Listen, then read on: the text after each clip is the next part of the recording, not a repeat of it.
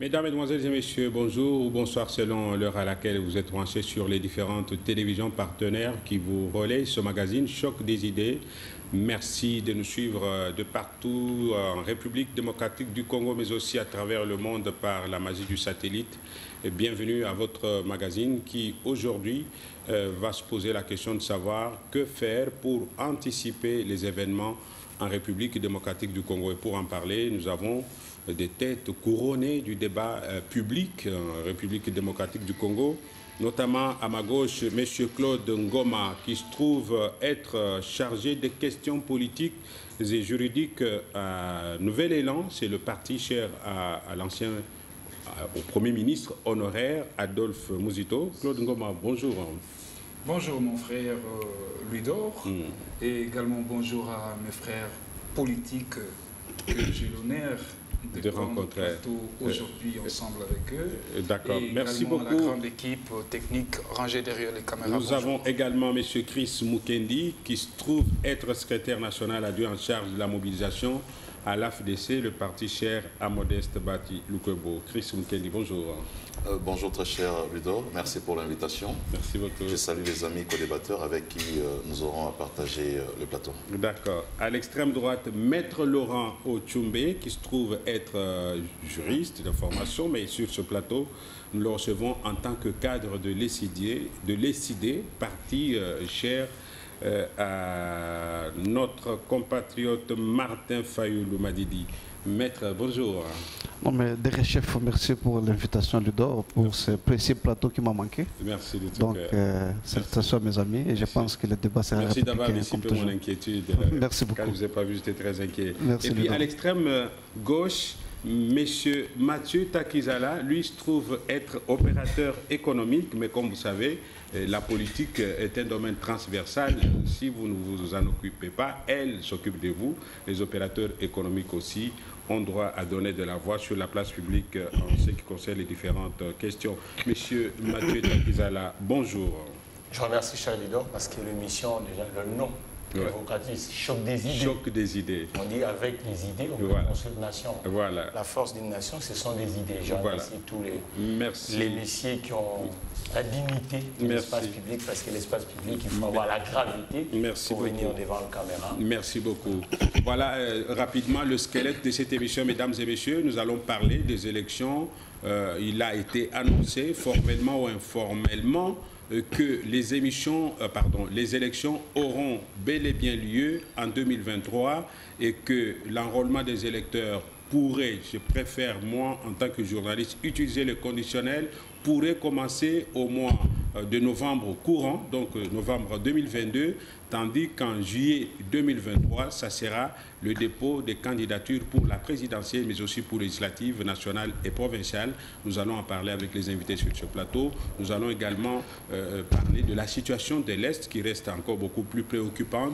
Et enfin, nous allons nous poser l'épineuse question, c'est d'ailleurs par là que nous allons commencer, de savoir pourquoi continue-t-on à percevoir la taxe dite Covid dans les ports et aéroports de la République démocratique du Congo, alors que la Covid est censée être totalement éradiquée. Nous ne manquerons pas de parler aussi de la crise pétrolière internationale avec son incidence sur l'ensemble de la planète. Alors, comme annoncé dans l'avant-propos, vous avez 2 minutes chacun pour répondre à cette question qui est celle du public. Pourquoi continue-t-on à percevoir la taxe Covid dans les ports, aéroports de la République démocratique du Congo? Que fait-on de cet argent? Qui prend la parole le premier de manière démocratique pour y répondre en 2 minutes?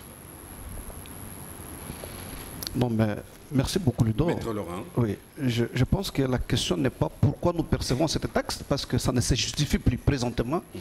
Étant entendu que nous sommes l'un des pays au monde qui a sérieusement résisté à cette pandémie. Mais la question fondamentale, par contre, où vont ces sommes perçues présentement? Le pays connaît un problème sérieux de transparence. Ça peut être que cet argent serve à quelque chose pour l'intérêt de tous les citoyens, mais il y a une obligation pour l'INRB, l'institution qui perçoit cette somme, de nous dire la destination de cet argent.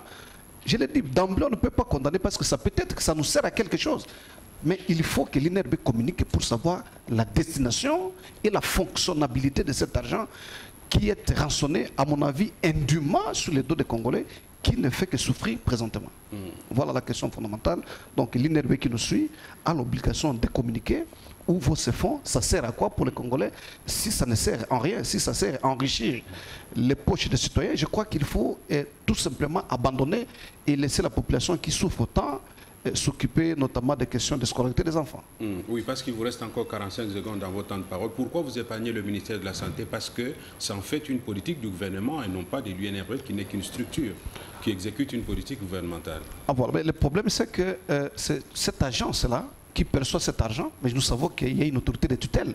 Mais la personne qui perçoit directement cette taxe, c'est l'INRB. Et nous présumons, l'INRB a une personnalité juridique au-delà d'avoir comme tutelle le ministère de la Santé. Mais je ne l'épargne pas, d'autant plus c'est un service qui dépend du ministère. Donc quand moi je parle de l'UNRB, j'indexe au même moment son ministère de tutelle. Parce que si le ministre ou les ministères ne se retrouvent pas sur ces sommes, il aurait déjà monté sur les créneaux pour demander à l'INRB de cesser et d'abandonner ces prélèvements. D'accord, voilà. Je vais appliquer un schéma que j'ai appris pendant mes humanités gréco-romaines, le chiasme, parce que vous êtes 4, je prends celui qui est de l'autre côté, et puis je vais revenir sur M. Ngoma, et je prends M. Mathieu Takizala. Alors, M. Chris Mukendi, à propos de la taxe Covid. Oui, vous l'avez dit, c'est une politique gouvernementale. L'INRB n'est qu'un instrument qui permet à ce que cette politique puisse être appliquée.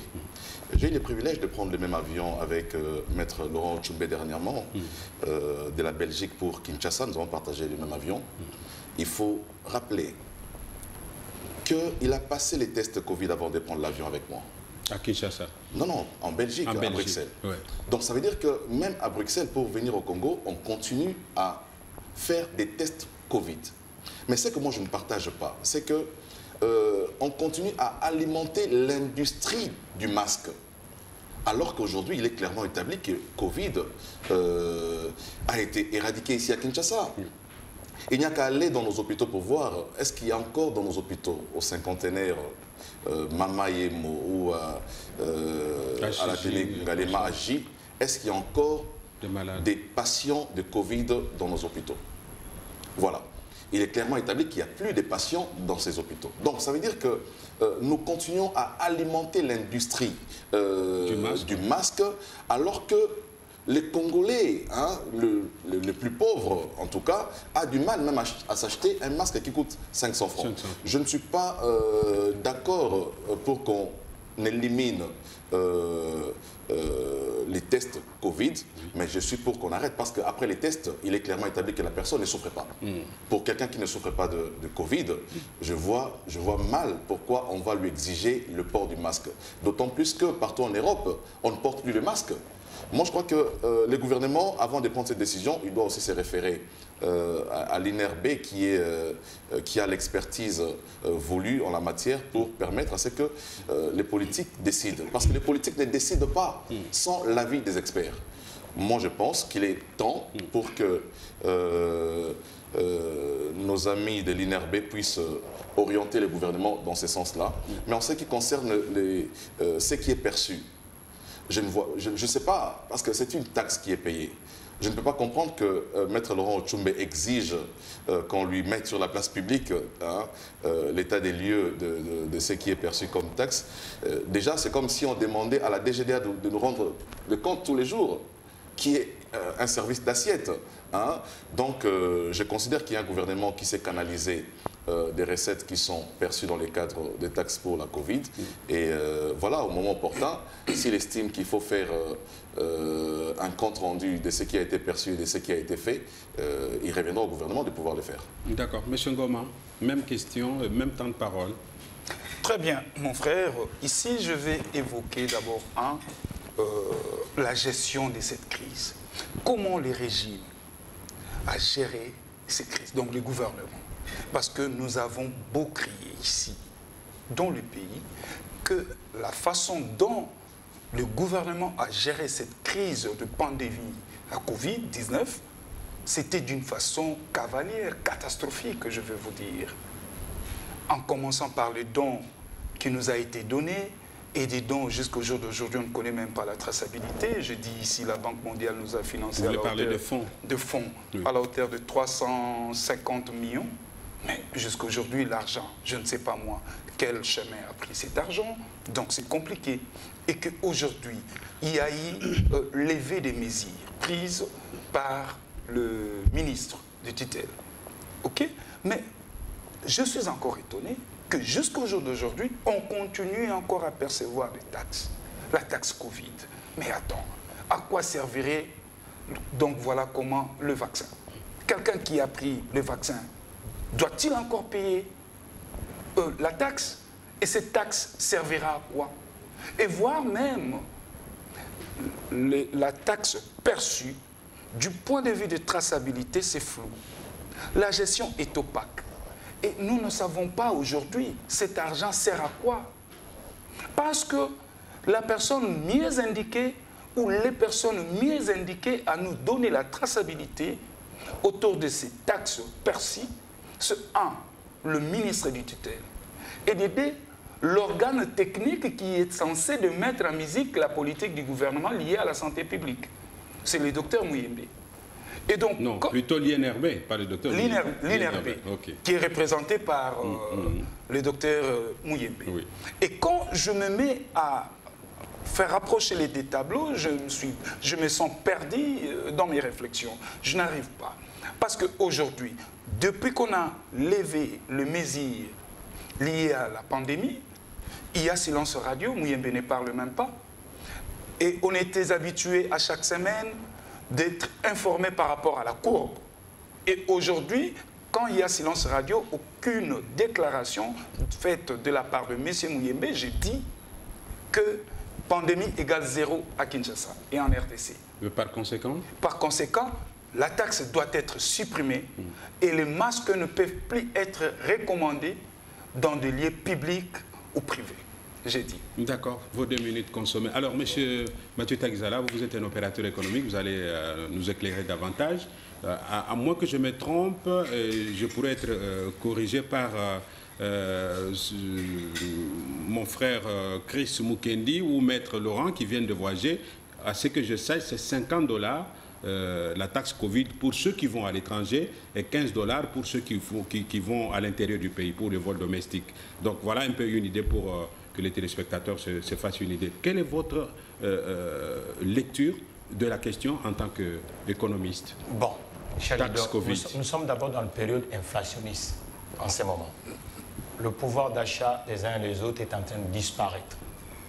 Ça veut dire quand vous regardez le contexte actuel, nous ne comprenons pas que la force de l'État, c'est le consommateur. Et le consommateur, c'est la population. C'est ce monsieur qui quitte Kinshasa qui va à Lubumbashi. C'est ce monsieur qui quitte Kinshasa qui va en Belgique. C'est ce monsieur qui quitte Kinshasa pour les autres destinations. Alors, le voyage est presque 4 décennies en République démocratique du Congo est devenu l'X pour nos compatriotes. Quand vous voyez, par exemple, les déplacements, le coût d'avion, tout ce qui se passe à l'intérieur, on prive le Congolais à se développer. Nous devons regarder nos réalités. Et quand vous regardez la Chine, il n'y a même pas moins de 3 mois, la Chine a mis une politique qu'on appelle des zéro Covid, où des villes entières, on a éradiqué. Parce que si vous n'êtes pas en bonne santé, automatiquement, vous n'allez pas produire. Mais le problème n'est que du côté de l'institution, la politique publique de la République démocratique du Congo, il faut qu'on comprenne d'abord quel type de la masse qu'on a et combien de Congolais voyagent. Vous savez, là on parle de Covid, Mais le taxe que nous payons GoPass, jusqu'à aujourd'hui, ça existe. Et pourtant, c'était les instruments qu'on avait mis à l'époque pour la construction de l'aéroport. Pour que le banquier puisse donner de l'argent, c'était la Banque africaine de développement, à la République démocratique du Congo, il fallait des gens qui, du côté congolais, qu'on prouve des ressources. Et on a mis ce taxe-là. Et jusqu'aujourd'hui. On va y revenir. Restons d'abord dans la taxe Covid. Oui, je vais évoquer le GoPass. J'ai fait le parallélisme. Ça veut dire que GoPass, à l'époque, on avait mis ça pour séduire le banquier africain, pour endetter la République démocratique du Congo, pour créer l'infrastructure aéroportuaire. Mais cette histoire, c'est déjà fini. Mais on continue toujours. Je crois que c'est 10 $ pour ceux qui vont à l'intérieur. Et à l'international, c'est 50 $. À l'international, ça doit être 50 $. Quelque chose comme ça. Alors, maintenant, il faut qu'on comprenne qu'est-ce qu'on veut. Est-ce qu'on veut créer une nation avec l'actif? Quelle est la meilleure question que vous posez? Où va l'argent ou qu'est-ce qu'on veut? Oui, parce que d'abord, cet argent-là qu'on percevait à l'époque Covid en République démocratique du Congo, il y avait une logistique qui se faisait. On pouvait comprendre, parce qu'il y a une logistique, on déplace les gens, des points B, les policiers, dans des... Alors, maintenant, aujourd'hui, même le bac d'eau qu'on mettait dans la ville, on ne voit plus. Vous comprenez? Les lave-mains. Les lave-mains. Il n'y en a plus, non? Le barricade, il n'y en a plus. Mais maintenant, comment on va commencer maintenant à percevoir l'argent? Parce qu'on peut considérer qu'à l'époque, cette logistique était supportée avec ces contreparties. Votre co-débatteur Chris Mukendi a dit que cette question ne vaut pas la peine parce que vous n'allez pas demander la même chose à la DGI. Non, il ne sait pas de ces sens-là. En fait, là, c'est quelque chose qui est d'abord périodique. Ce n'est pas quelque chose de classique. C'était uniquement, on a appliqué cette réglementation du point de vue économique pour faire face à la réalité. Donc, et cette réalité aujourd'hui, tout le pays sont... Mais peut-être de notre côté, cachiné, ça peut rester pourquoi? Parce que tout le monde n'est pas porteur de vaccins. En République démocratique du Congo. C'est pourquoi vous continuez à porter le masque. Oui, parce que je ne suis pas porteur de vaccin. Vous n'avez enlevé qu'avant de passer sur ce plat. Oui, je ne suis pas porteur de vaccin. Et comme on se déplace, ça veut dire que ça peut être, et même pour se protéger, pour cachiner, celui qui n'a pas de vaccin peut le mettre. Donc, pour vous, il faut supprimer la taxe Covid ou maintenir? Parce que là, non, il faut le supprimer parce que du point de vue fiable, on ne voit pas cet argent fait quoi. Quelle est la logistique que ça fait aujourd'hui? D'accord. On va faire le dernier tour de parole. Là, c'est 1 minute 30, 1 minute 30 chacun. Maître Laurent Tchoumbé, le compatriote a soulevé une question aussi importante que celle de la taxe Covid, c'est la question du GoPass. Quand vous voyez les conditions dans nos aéroports, notamment l'aéroport international d'Indili, lorsque vous revenez de l'Europe, le temps que vous mettez pour attendre les bagages, d'après les informations à ma possession, l'aéroport n'a que 400 chariots, alors que chaque jour, les passagers entrant et sortant sont estimés autour de 2500 à 3000, qui se disputent 400 chariots pour transporter les bagages, qui mettent 2 heures, 3 heures pour arriver sur le tapis roulant. Que fait-on avec cet argent de GoPass aussi? Mais parce que Chris a évoqué tout à l'heure que nous venons dernièrement d'effectuer un déplacement avec lui ensemble. Nous avions eu l'avantage de voir un spectacle. Il y a une dame qui a fait... Vous étiez à Charles de Gaulle? Vous êtes passé... Bon, on était un pays, dans beaucoup de pays en Europe. Enfin, tout ça, de quel aéroport êtes-vous? Non, moi je parle de l'aéroport d'Indili. Okay. Quand nous sommes revenus, on a une dame qui a fait pratiquement 17 ans à Bruxelles. Et quand elle est arrivée à l'aéroport d'Indili, elle a fondu de larmes. On n'a pas un aéroport en RDC. La République démocratique du Congo n'a aucun aéroport au sens international du terme. Et que donc je considère les prélèvements... de Matata Mpogno quand même. Non mais Matata n'a rien fait. Ici, en comparaison avec ce que les autres font, parce qu'on a un bien, c'est parce qu'il y a un mal. On a du positif, c'est parce qu'il y a du négatif. Donc pour juger la viabilité de nos aéroports, et particulièrement l'aéroport phare, qui est l'aéroport d'Indili, il faut les juguler par rapport aux aéroports de pays amis, aux aéroports de d'autres pays. Ici, on a fait Nairobi. On a fait Sénégal, mais il faut regarder, ce sont les aéroports africains, pour ne pas parler de la Belgique et de France. Et nous n'avons pas d'aéroport. Donc nous considérons que c'est une vaste escroquerie que de prélever l'argent indûment auprès des citoyens congolais qui ne servent à rien. Et c'est malheureux de constater, d'autre part, qu'à un moment donné, la justice a ouvert une machine, notamment pour traquer les auteurs présumés de ces détournements. Mais comme d'habitude, quelques jours plus tard, ils sont graciés. Mais vous n'allez pas oublier que je ne l'indexe pas parce que c'est la justice qui l'a condamné, mais c'est Bilingué. il a été indexé pour les détournements de ce fonds qui disparaissaient, parce que ce n'est pas aujourd'hui qu'on a commencé à prélever les frais de GOPAS. Mais ça ne sert à rien, parce que quand vous arrivez à l'aéroport, il n'y a même pas le début de commencement des chantiers. Mais on vous dirait qu'il y a une pierre qui a été, la première pierre qui a été posée. Mais à la suite, c'est un silence de mort. Qui prélève en fait? C'est quel service de l'État qui prélève le GOPAS dans les aéroports? Non, mais je crois que c'est la RVA. Non, c'est la RVA. Dans le récit. Il y a deux GOPAS, on dirait. Il y a des GOPAS. Un GOPAS pour l'intérieur, pour la ville et pour l'aéroport. Mais que fait-on de cet argent? Posons-nous quand même des questions sans complaisance. Quand même, nous sommes des Congolais, c'est notre pays. C'est ce que j'ai parlé du devoir. Que devoir. fait-on de cet argent quand on voit l'aéroport de Nil tel qu'il est là aujourd'hui? Voilà pourquoi je parle du devoir de redevabilité. Depuis des années, c'est pas aujourd'hui. Mais exactement, même aujourd'hui, la personne est redevable. C'est les gestionnaires actuels. Nous n'allons pas présentement aller demander à Kabila. Nous demandons à M. Félix Tshisekedi, avec toutes ces institutions, de nous dire où est-ce que cet argent va. Parce que c'est lui qui gère et c'est face à lui qu'on doit demander la redevabilité pour nous les citoyens congolais qui souffront. C'est une question sociale, ne la politisons pas. Non, je ne la politise pas parce que jusqu'à la preuve du contraire, nous, quand nous parlons, le président lui-même, il paye aussi les GOPAS. Lui ne paye pas. Quand nous parlons du président de la République, on ne l'indexe pas en tant qu'individu. C'est lui qui est le garant du bon fonctionnement des institutions. De la question, on peut dégager les implications. Mais les questions sociales sont liées aux questions politiques. Parce que les gestionnaires des questions politiques et sociales, c'est toujours le gouvernement. Et qui chapeaute le gouvernement, c'est lui, le président de la République. Pas qui est à la tête d'un exécutif bicéphale. Et donc nous voulons que le pouvoir en place, qui a cette obligation de nous dire, comme on vient de parler avec le frère Covid, la destination de ce fonds.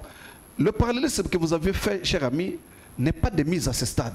Ici, on parle d'une activité ponctuelle, d'une activité qui n'est pas pérenne. La DGI, la DGRAD, c'est pour l'éternité. Mais ici, c'est pour faire face à une situation urgente. Et quand la situation disparaît, la conséquence doit aussi disparaître. D'accord. Réplique de Chris Mukendi. Je crois que Maître Laurent Tchombe, c'est un juriste outillé. Lorsqu'il aborde la question de GOPAS, il sait pertinemment bien que lorsqu'un chef de l'État hérite ou accède au pouvoir, il hérite le passif et l'actif. Dans le cadre du passif, il a été rendu public les rapports de l'IGF qui avait dit que nous devons encore continuer à payer les GOPAS. Pourquoi? Parce qu'il y a un successeur de ces régimes qui avait contracté un prêt pour la construction des aéroports. Voilà, les volumes du prêt, je crois qu'il est connu. Mais le remboursement devrait se faire par quel mécanisme? C'était à travers l'instauration du GOPAS. Malheureusement, et ces infrastructures qu'on attendait ne sont pas arrivées, mais jusqu'à aujourd'hui, la RDC continue à payer la dette. Voilà l'escroquerie. Donc les Congolais payent la dette contractée par... Justement, les Congolais continuent à payer la dette contractée par le régime Kabila, alors qu'en contrepartie, il n'existe toujours pas d'aéroport qui devrait être construit à travers le pays. Dans les Sankourou, dans les Kasaï, partout dans le pays. C'est ça la vérité. Voilà. Mais l'argent pour la dette était sorti. Voilà où se situe le vrai problème. Donc, selon les rapports de Gilles Alinguete, on doit continuer encore à payer parce qu'on n'a pas encore atteint le montant du remboursement. Voilà la vérité. En ce qui concerne Covid, j'ai entendu Mathieu Takizala dire ici, pour lui, on doit arrêter catégoriquement avec les tests Covid. Mais il s'est contredit lorsqu'il dit qu'on doit continuer encore à porter les masques. Il a dit pour ceux qui n'ont pas eu le vaccin. Non, mais justement, on a établi ici le fait que dans nos hôpitaux, il n'y a personne qui souffre de Covid. Il faut aller dans nos hôpitaux, il n'y a personne qui souffre de Covid. Pourquoi on doit continuer à faire les tests? Si je dois entrer dans sa logique, lui veut qu'on supprime les tests Covid, mais par contre, il veut que nous puissions continuer à garder le masque qui alimente l'industrie de ceux qui produisent les masques. Je dis qu'il est en contradiction avec lui-même. Pour moi, je pense, parce que même dans les pays où ils ont éradiqué, où ils ont tous été vaccinés pratiquement à 100%, les tests Covid continuent. À quel prix? Non, mais c'est à $50 pratiquement. Quand bien même nous l'avons fait, je crois qu'on a payé 50 €. En plus de la carte de vaccination. Hein? En plus de la carte de vaccination. Mais déjà ici, voilà encore une farce qui se passe ici, c'est quoi? Lorsque vous introduisez votre dossier ici, à la maison Schengen, composé de tous les documents avec la preuve de votre vaccin, on vous remet les tests de vaccin parce qu'ils ne croient même pas à cela. Ils ne croient pas à cela. Ils ne croient pas à la carte de vaccination. Non, mais ils ne croient pas à la carte de vaccination. On vous retourne la carte de vaccination. Donc nous avons un problème ici, c'est que vous vous faites vacciner, mais vous passez encore les tests. Ce qui est admissible chez eux, c'est les tests Covid. Oui. Mais pas le preuve que vous avez été vacciné par le vaccin Johnson ou d'autres vaccins. Oui. Donc on a un problème sérieux qu'on doit résoudre. Très bien. Comme moi j'ai dit, moi je considère qu'on ne peut pas, comme a dit Mathieu, éradiquer, éliminer, supprimer avec les tests qui coûtent $50, mais continuer à porter les masques, je crois que c'est incohérent. On va prendre M. Ngoma. On va terminer rapidement pour commencer les sujets consacrés aux élections. M. Ngoma, j'ai rebondi avec un nouvel aspect de ce sujet. C'est que, curieusement, au moment où d'autres Congolais se font vacciner, se font tester, pour savoir s'ils sont porteurs du virus ou pas, du coronavirus, mais il y a des gens qui achètent des tests de Covid et qui voyagent avec. Et cela échappe au contrôle du gouvernement et des services compétents. Comment trouvez-vous ça? Non, ça, il y a des services qui vendent des tests Covid comme ça et les gens voyagent avec. Ça, c'est la légèreté dans la gestion. La légèreté dans la gestion. Comment anticiper, pour rentrer à notre question du départ de l'émission, comment anticiper ce genre d'événements, ce genre de choses pour que ça ne se produise pas dans notre pays? Vous savez, mon frère Ludor, il faut mettre l'homme au centre de tout. Le grand problème avec le Congo, mon pays, c'est l'homme. L'homme n'est pas au centre du développement du Congo. Quand je parle de l'homme, il faut retravailler encore le mental. Il faut retravailler encore. Parce que aujourd'hui, chaque Congolais fait loi sur son coin, dans son coin. Il vous impose de loi. Vous vous réveillez comme ça, il y a un petit chauffeur qui vous dit « Non, le transport c'est 5 000 francs ». Et tout ça, c'est organisé parce qu'il y a l'absence de l'autorité de l'État. Revenons-en de la taxe... Covid, des tests... Non. GoPass. GoPass. Les amis ont bien expliqué ici que voilà, il y a eu un prêt et que nous devons continuer à payer ces taxes pour honorer nos engagements vis-à-vis de nos partenaires de la Banque africaine de développement. Mais le nœud du problème est là. Est-ce qu'il n'y a eu pas financement de la part de la Banque africaine de développement? Oui, il y a eu financement. Est-ce que ce financement a donné des fruits aux Congolais? Non. Et au-delà de ça, qu'est-ce qu'il faut faire? Il faut initier une action judiciaire. C'est là où il y a le problème. Où est parti l'argent? Où est parti l'argent? Où est parti l'argent? Parce que ici, M. Chris Mukendi venait de le dire tout à l'heure, que voilà, M. Félix-Antoine Tshilombo a hérité cette situation. Il a hérité les actifs et le passif. Mais il a hérité, il commence à payer l'argent que lui n'a pas consommé, l'argent que les Congolais n'ont pas consommé et l'argent que les Congolais n'ont même pas entré en jouissance en termes des infrastructures. Et donc, il faut initier une action judiciaire face à ceux qui ont géré cet argent par le passé. Ça, c'est de l'enrichissement illicite. Les mêmes gens qui ont détourné, ils sont là, ils circulent. Gironval, nous, midi et soir, ils sont là. Mais ici, je vais interpeller les Congolais parce que bon nombre de Congolais risqueront de croire que si on actionnait la justice pour un groupe d'individus, ils risqueront de dire c'est chantage. Non, c'est notre argent que nous poursuivons. Est-ce que... Okay, merci beaucoup. Monsieur Mathieu Taxal, on va aborder, vous serez beaucoup plus bref et vous entrez directement dans les sujets consacrés aux élections.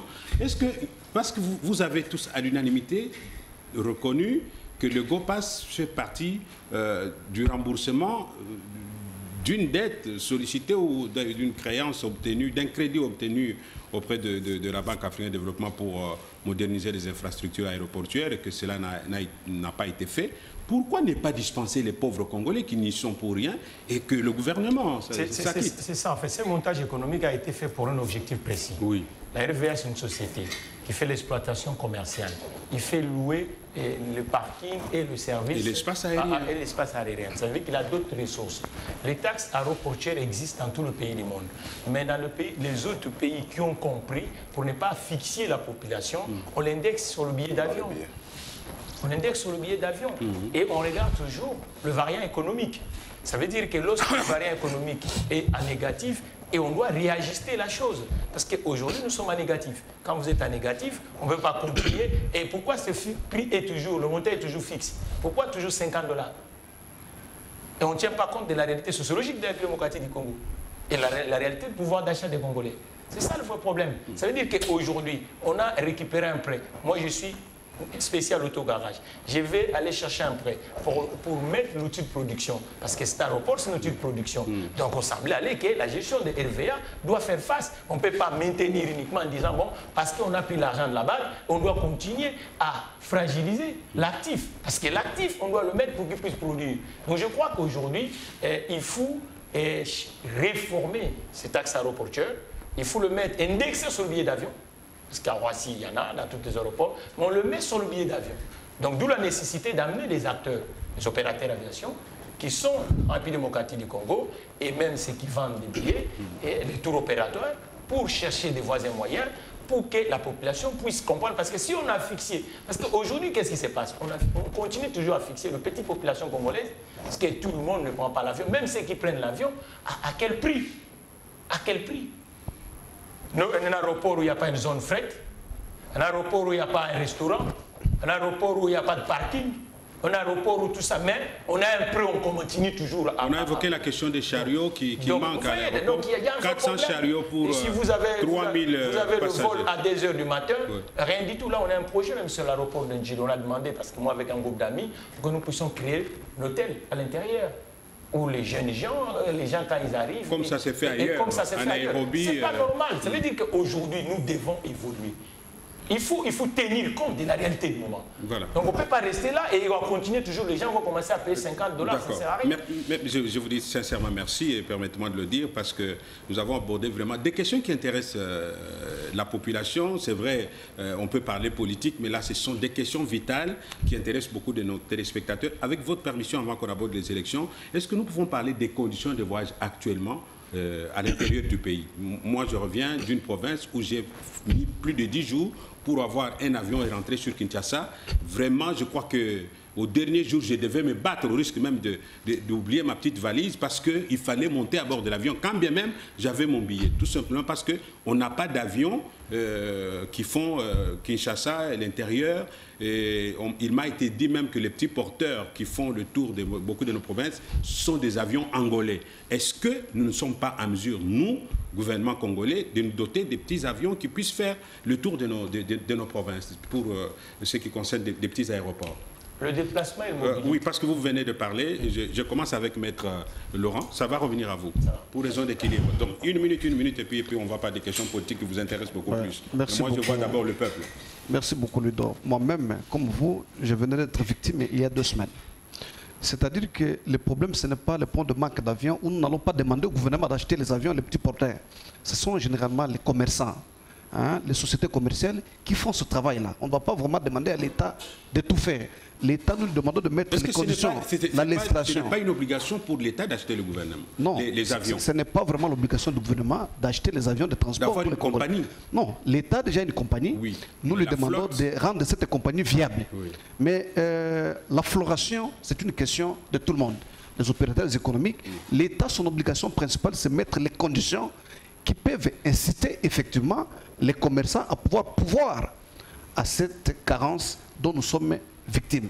Mais le plus grand problème ici, ponctuel, qui se vit, c'est l'absence du carburant, du kérosène. C'est ce qui a occasionné, ou ce qui occasionne jusqu'à présent, que les conditions de vol deviennent comme les conditions que nos compatriotes prennent le taxi ici à Kinshasa. Il faut faire de la violence, il faut batailler pour prendre un avion. Et là, nous appelons à la responsabilité du pouvoir public. Parce que j'ai l'impression que ceux qui nous gèrent aujourd'hui font la guerre des chiffres avec le passé. Ils veulent gonfler les réserves d'échange sans savoir que le problème, ce n'est pas d'avoir 10 milliards de réserves d'échange. Le problème, ce n'est pas d'avoir 100 milliards de réserves d'échange à la Banque centrale, mais c'est aussi d'honorer les engagements. Parce qu'il a été clair que les compagnies pétrolières ont fait un long moment sans avoir la subvention qui est la contrepartie du gouvernement pour juguler les prix du carburant à la pompe. Et ces problèmes posent énormément de problèmes. Jusqu'à présent, vous savez que beaucoup de gens ne peuvent pas ni voyager, ni rouler à cause de l'absence du carburant. Et ici, nous devons savoir que l'obligation de chaque gouvernement du monde, c'est de rendre heureux, viable sa population. Je sais que le gouvernement, par rapport à la gestion qu'a fait M. Kabila et les autres gouvernements passés, veut tout simplement montrer que nous avons autant d'argent dans les banques, mais ça ne suffit pas pour nous, le peuple. Ce qui est important, c'est que les conditions de vie... Il faut qu'on le ressente dans l'assiette. Mais exactement. Même si on nous disait qu'on a 50 milliards de dollars aujourd'hui, mais est-ce que cela suffit au lieu d'honorer les engagements internes? La dette publique interne n'est pas payée. On a peur de payer la dette publique interne, parce que si on paye la dette publique interne, cette fameuse réserve sera vide. Et c'est une obligation. C'est le paiement de la dette interne, intérieure, qui va faire bouger l'entrepreneur local. Même mes indemnités compensatoires pour avoir été justement invalidées n'ont jamais été payées. Voilà. Alors, si cette indemnité est payée, ça permet de résoudre les problèmes d'ordre social. Je ne participe pas au débat, mais j'ai donné un exemple. Voilà, c'est ça exactement le problème que nous vivons aujourd'hui. Chris Mukendi a une réaction. Je crois que je vais aller dans le sens de compléter Maître Ochumbe. Mais vous savez, nous sommes butés, du peuple. Mais justement, nous sommes butés à un problème. C'est le problème de l'offre et de la demande. Vous savez, avec des mesures gouvernementales qui a conduit à la réduction du prix des billets d'avion, le taux de remplissage des avions ont sensiblement augmenté. Plusieurs Congolais voudraient maintenant effectuer les voyages à l'intérieur du pays, parce que nous parlons des vols domestiques. Donc, mais pour tous ceux qui pensaient qu'à l'époque, les billets d'avion coûtaient très cher, avec ces mesures qui ont été prises au niveau du gouvernement pour rabattre les prix des billets d'avion, tout le monde veut aller à l'intérieur du pays. Et voilà, nous sommes butés maintenant au problème de l'offre et de la demande, un principe économique. Lorsque il n'y a pas assez d'offres, alors que la demande elle est très grande, nous sommes butés à ce genre de difficultés. Vous avez votre billet et malheureusement, avec la désorganisation aussi des entreprises commerciales qui ne sait pas mieux, chronométrer, agencer et structurer le voyage, ça fait que vous avez acheté votre billet pour voyager, par exemple, les 15, vous arrivez les 15, il y a ceux qui avaient raté l'avion les 13 qui voudraient voyager à la même date. Exactement. Et ça crée des problèmes énormes. Donc moi je crois qu'il faut, parce que le domaine n'est pas un domaine exclusif au gouvernement, c'est un secteur qui est libéralisé. Il faut qu'on appelle aussi d'autres investisseurs à venir dans ces secteurs, parce que les gouvernements seuls ne peuvent couvrir les flottes aériennes. Il y a des efforts qui sont en tout cas engagés dans le sens d'améliorer les flottes aériennes pour des entreprises qui sont de l'État, mais il faut aussi que dans les secteurs privés, des gens investissent. Tout à fait. Je crois qu'il y a un problème d'organisation, mais lorsque l'offre augmente ou lorsque l'offre elle est amoindrie et que la demande est intéressante, on ne peut qu'assister à ce genre de spectacle. D'accord. On va évoluer. Avec vous, on commence avec la question des élections. On annonce l'enrôlement des électeurs au mois de novembre 2022 ici, et puis au mois de juillet 2023, le dépôt de candidatures pour la présidentielle, mais aussi les législatives provinciales et nationales. Que faire pour anticiper le pire qu'on a connu par le passé? Quelle est la lecture de Nouvel Élan d'Adolphe Mouzito sur la question? Très bien, mon frère. Lui, permettez-moi de placer un mot. Oui, dans votre temps de parole. Vous avez chacun... Je vais faire le communiqué de 2 minutes. 4 minutes de temps de parole pour cette question. Très bien. Ici, il y a un sérieux problème. M. Christ venait tout à l'heure de dire, nous rappeler le principe de l'offre et de la demande. Mais quand le gouvernement n'arrive pas à mettre des conditions, justement des conditions d'attirance pour séduire les investisseurs à venir investir au Congo. Et là, moi, j'ai toujours plaidé pour des réformes. Nous devons réformer notre code des investissements. Parce que c'est un code qui ne rassure pas les partenaires. C'est un code qui ne rassure pas les investisseurs. En tout cas, il n'y a pas, à mon avis, je ne vous contredis pas, des plaintes en ce qui concerne la sécurité des affaires en RDC. Le climat des affaires, visiblement, Maître peut... Oui, mais non, ça c'est en interne. Corriger, mais il y a pas... beaucoup de pas ont été franchis. Il y a l'OADA, il y a le climat des affaires qui a été amélioré depuis l'ancien régime et puis continue actuellement. Il n'y a pas vraiment d'inquiétude pour les investisseurs. Oui, mais posons-nous la question. S'il n'y a pas des inquiétudes, mais pourquoi les investisseurs sérieux ne viennent pas? C'est ça la grande question. Et quand il s'agit même de nos sociétés étatiques, tout ça, là, mais vous avez ici, je ne voudrais pas faire la publicité de cette entreprise. Nous avons déjà une entreprise aérienne nationale, mais il y a une autre encore qui est en gestation. Malheureusement, la première société d'aviation étatique n'a pas de flotte. Et vous savez, mon frère, lui, dans un pays sérieux, on ne va pas acheter des avions en catimini. Il y a des appels d'offres. Publiez les numéros d'appel. Et quand vous prenez les grandes sociétés d'aviation ici en Afrique, je prends ici la société Ethiopia, mais l'État n'a que 40% des quotes-parts, 60% c'est aux Qatariens. Mais pourquoi ne pas adopter cette stratégie ici, chez nous? L'État n'a pas assez de moyens. Mais pourquoi il doit conserver les 100% des quotes-parts? Le Kenya aussi est dans... Le Kenya également. Même le SN. Air France avec KLM, une société allemande, où ils ont 50% de quotes-parts. Mais ici en RDC, vous gardez l'exclusivité de quotes-parts, mais vous n'avez pas de flotte. Vous n'avez pas d'argent. C'est ça le grand problème. Le Congo, c'est un grand pays. Si nous actionnons le transport aérien, mais on aura donné de l'emploi. La famine va baisser de manière sensible. Mais voilà que nos amis de l'Union dite sacrée n'arrivent pas à réfléchir pareil. C'est ça le grand problème.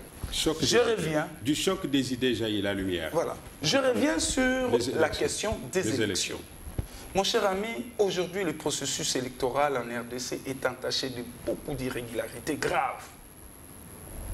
Ce qui fait que le caractère d'indépendance, de neutralité et d'impartialité de cette CENI soit ôté.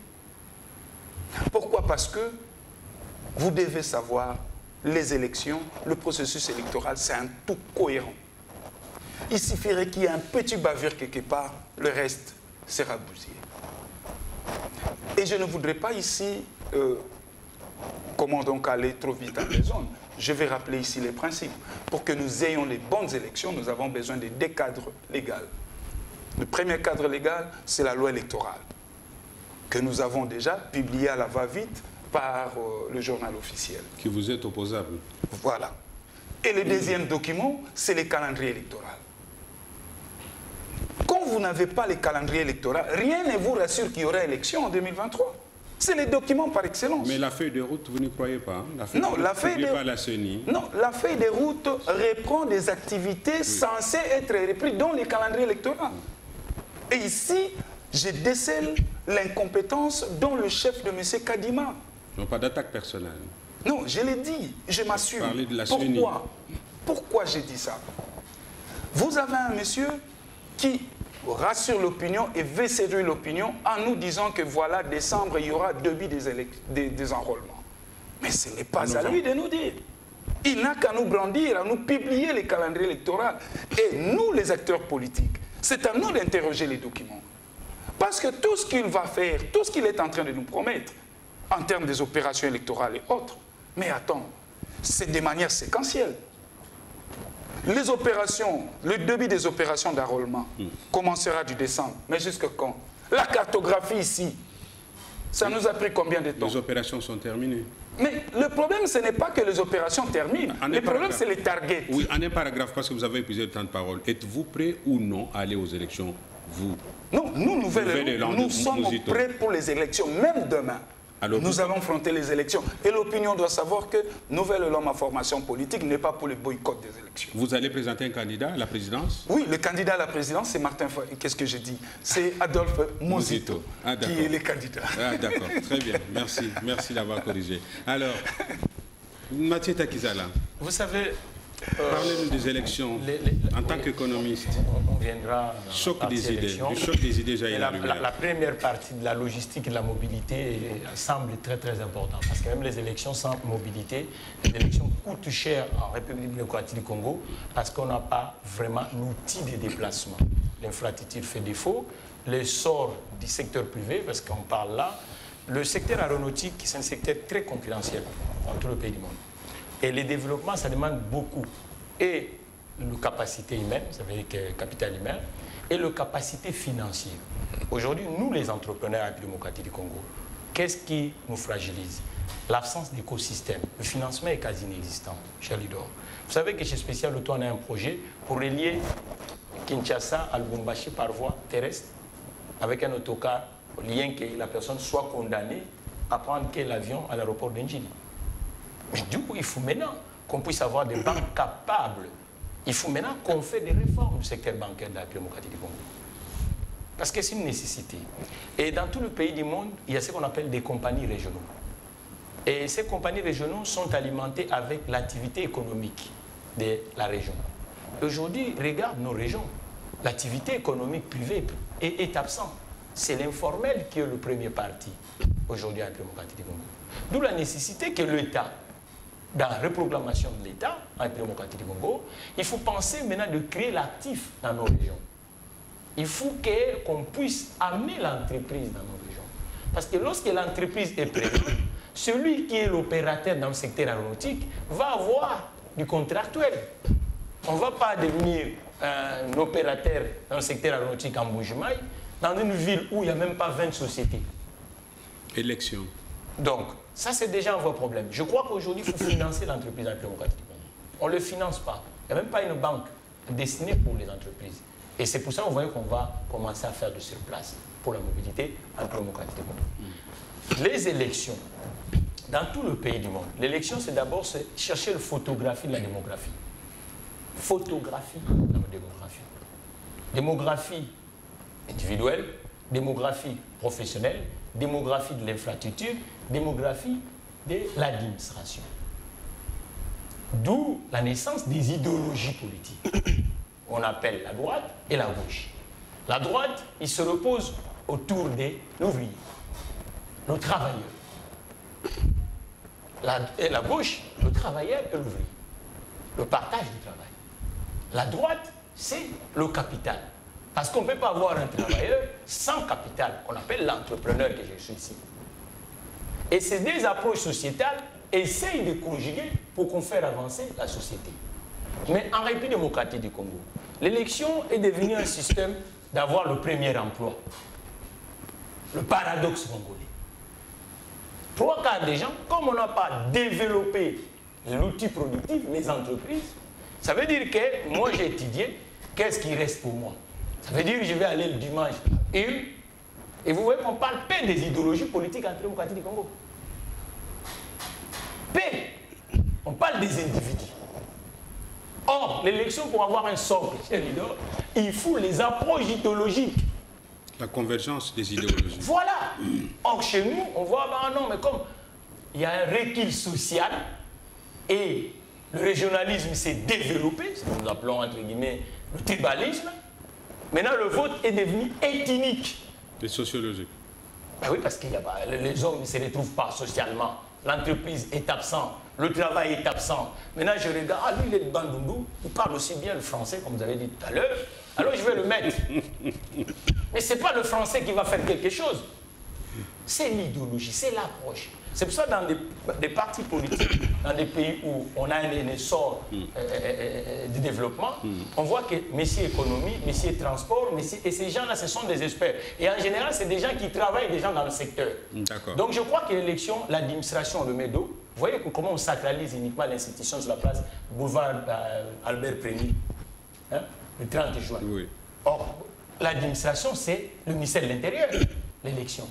Est-ce qu'on parle plus du ministère de l'Intérieur ici? On parle plus de la CENI. C'était décidé depuis Sun City. Alors, il faut corriger. Il faut corriger. Oui. Décider depuis Sun City. Je dis qu'il faut corriger ça. Oui, même la livre sainte a été réformée. Pourquoi? La Bible.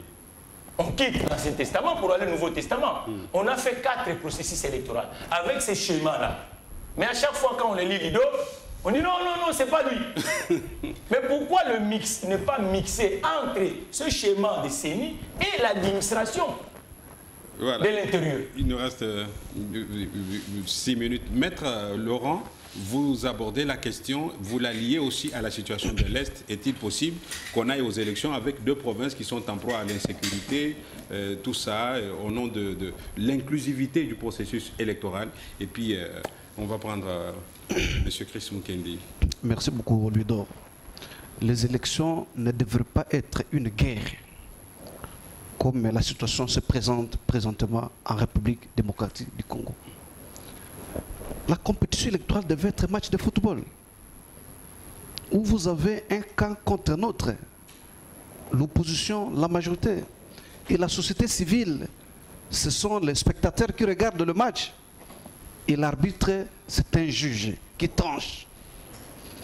Mais pour avoir les élections crédibles, il y a des préalables. Nous avons des préalables politiques, Ludo. Je vous ai dit un match pour qu'il se joue très bien, il y a aussi des préalables. Les choix des arbitres. Pas comme nous voyons aujourd'hui, l'Union sacrée dit, l'Union sacrée est présentée comme vita. Il dit, si vous ne voulez pas de l'arbitre Ludo, c'est seulement lui ou rien. Nous devons jouer avec ce ballon ou rien. Pas comme ça. Ça doit être consensuel. Et le préalable politique, c'est ce que nous avions dit. Nous devons trouver un consensus sur cette loi électorale qui regorge les germes de division, qui n'augure pas un bon avenir pour le respect des résultats qui seront prononcés demain. Nous sommes compétiteurs. Ce n'est pas à vous de nous imposer les règles du jeu. Vous, c'est la Mouka, non? Nous, c'est la Mouka. Et il n'appartient pas à l'Union sacrée de nous imposer les règles du jeu des matchs que nous... Non, mais nous contestons la manière dont les élections sont en train d'évoluer. Parce que l'Union sacrée, nous la considérons comme un camp adverse, un compétiteur. Et les compétiteurs ne peuvent pas nous imposer les règles du jeu. Les règles du jeu doivent être convenues entre parties. Voilà pourquoi nous avions, depuis mars 2019, demandé un consensus sur la loi électorale. Nous avons demandé un consensus sur les lois qui organisent le fonctionnement de la CENI. Nous avons demandé un consensus sur les juges suprêmes, le renforcement de la Cour constitutionnelle, pour ne pas vivre le cas Ludor, qui est resté une jurisprudence éhontée pour le pays. Pour la première fois, on dit une composition spéciale. Mais les arrêts de la Cour constitutionnelle sont applicables à l'État. On fait une chambre spéciale pour réformer les arrêts, pas pour corriger les erreurs matérielles, en violation flagrante de la Constitution. Voilà pourquoi nous avions dit, sur le plan politique, nous devons trouver un consensus sur ces 3 textes, de telle sorte que les parties prenantes conviennent et soient d'accord sur comment les élections seront cheminées. Mais il y a aussi un préalable sécuritaire. Parce que les compatriotes qui vivent dans les partis occupés par les groupes armés sont des Congolais. Et le président qui sera élu demain n'aura pas une légitimité intégrale. Nous risquerons de passer un mandat comme celui de Félix, où il n'a aucun bilan à présenter parce qu'il passe tout son temps à raccommoder les petits de brèche, et tant entendu que lui-même n'est pas sûr de la situation qu'il a amené au pouvoir. Alors, si on finit tout un mandat avec des crises politiques comme présentement, quel est l'avenir pour notre peuple? Question. Il n'est pas tard. Oui. Je vous en prie, je finis par là comme ça. Je prends votre question de relais. J'étais en train de parler du préalable sécuritaire. Maintenant, ça devient au niveau des gestionnaires même de la commission électorale. Tout le monde observe. Aujourd'hui, la CENI, c'est une caisse de raisonnement de l'Union sacrée. Parce que tous ceux qui sont au bureau de la CENI sont choisis par l'Union sacrée. Il n'y a aucun mandataire de l'opposition. Ce qu'on a pris du PPRD, le PPRD vous dira qu'il les a déjà chassés de leur parti. C'est un peu comme le cas Tchibala. Vous croyez à ça? Non, mais je crois parce que Tchibala était membre de l'UDPS, mais l'UDPS a dit qu'ils n'ont pas envoyé Tchibala. Bien que Tchibala était nommé Premier ministre par Kabila, mais l'UDPS a dit nous ne l'avions pas envoyé. Donc il faut, pour considérer la crédibilité de la personne qui est accréditée, c'est la personne qui l'accrédite qui doit dire oui ou non. Et dans les cas d'espèce, quand le PPRD vous dit que moi je n'ai pas envoyé ces messieurs-là, alors la place là n'appartient pas à ces messieurs, mais au parti.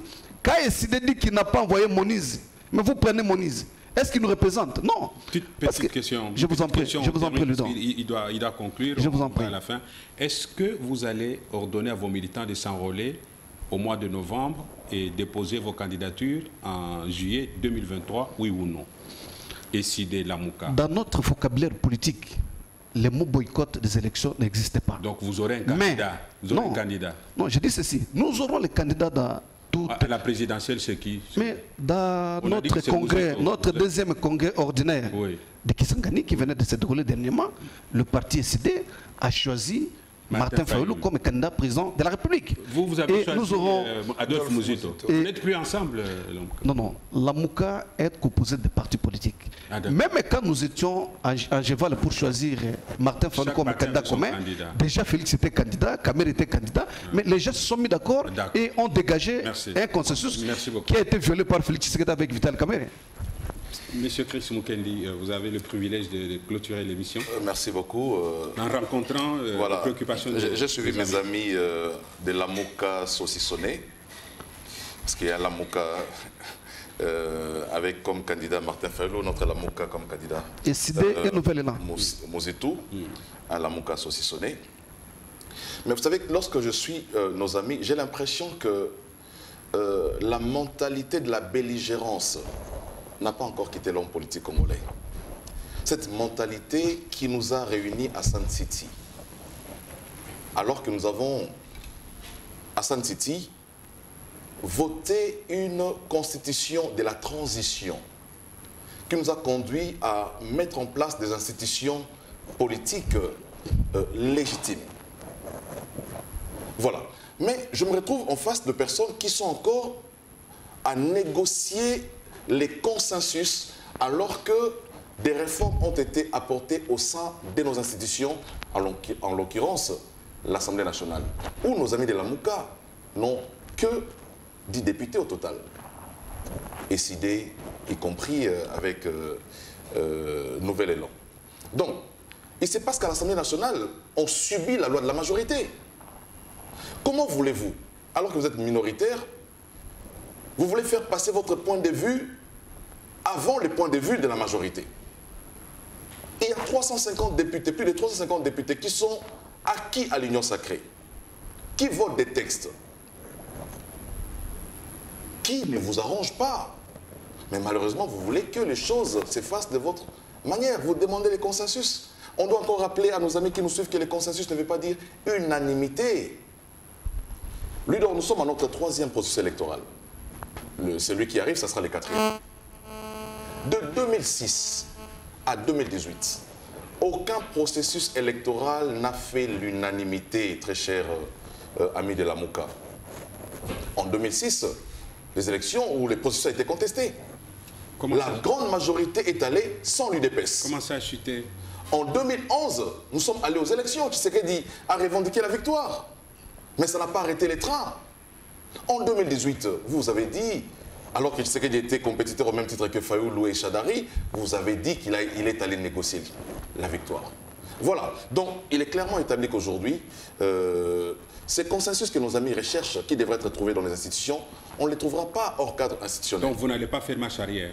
Non, ça c'est pas à moi de décider, je constate simplement. Mais en ce qui concerne les élections, puisqu'on évoque déjà la question de l'enrôlement en novembre. En novembre. Mais je me pose la question sur la faisabilité seulement parce qu'on a l'habitude d'utiliser les écoles pour faire l'enrôlement. Je me dis, allons-nous ériger des tentes dans la rue pour que la CENI procède à l'enrôlement des électeurs alors que généralement, on utilise des salles de classe. En novembre, l'école est encore en cours. je ne vois pas comment la CENI va s'organiser pour organiser l'enrôlement pendant d'abord la saison des pluies. En novembre, il y a des fortes pluies. Je ne sais pas s'il va ériger des tentes. Il faut protéger les matériels de la CENI, qui est un matériel sensible. Moi, je me pose des questions. Je suis tout à fait d'accord. Aussi dans les églises, non? En dehors des écoles. Ben voilà. Les églises catholiques et protestantes. Mais les églises, les églises se tiennent les lundis, les mardis, les mercredis, les jeudis, les vendredis au Congo. C'est tous les jours qu'il y a église au Congo. Donc, je suis en train de m'imaginer. Ouais. Je suis tout à fait d'accord pour que nous puissions tenir l'enrôlement, parce qu'on doit avancer. Mais je me pose la question sur la faisabilité. Donc, pour nous, l'Union Sacrée, nous sommes engagés sur la voie des élections. On ne va pas tergiverser. Mais vous savez aussi que le ministre des Finances, je l'ai suivi sur Top Congo il y a 2 jours, il a dit que tous les moyens que la CENI a eu à demander ont été mis à la disposition de la CENI pour que les élections se tiennent effectivement dans les délais. Ouais. Et la CENI elle-même a dit que le mot glissement ne se trouve pas dans son calendrier ou dans son vocabulaire. Donc, à nos amis qui sont en face de pouvoir s'organiser pour aller aux élections. Voilà. Merci, mesdames et messieurs. Je suis désolé, on n'a pas pu aborder la question liée à l'insécurité à l'Est. Nous pourrons y revenir avec les mêmes invités la semaine prochaine sur le plateau du débat congolais. Cette fois-ci que nous relançons, je voudrais vous dire merci d'avoir été des millions à nous suivre. Merci au nom de M. Chris Mukendi, qui se trouve être secrétaire national adjoint en charge de la mobilisation à la FDC de Modeste Bati. Merci beaucoup, M. Serge. C'est moi qui vous remercie. M. Chris, de votre contribution. Merci à M. Claude Ngoma de Nouvel Élan, d'Adolphe Mouzito. Merci de votre contribution à ce choc des idées. Merci à Maître Laurent Ochumbe, un habitué de ce plateau. Merci de votre contribution substantielle aussi, comme les autres, à ce débat. Merci enfin à M. Mathieu Takizala, opérateur économique, de votre contribution. Je précise que Maître Laurent Ochumbe est de SID de Martin Fayulu. Mesdames et messieurs, merci d'avoir été des millions à nous suivre. J'ai dédié cette émission à la population de la commune de Lemba, de Matete, de Kisenso, de Ngaba, mais aussi de Limete. Et je promets de vous retrouver d'ici 2023. Mesdames et messieurs, d'ici là, portez-vous très bien. Au revoir. Okay, merci.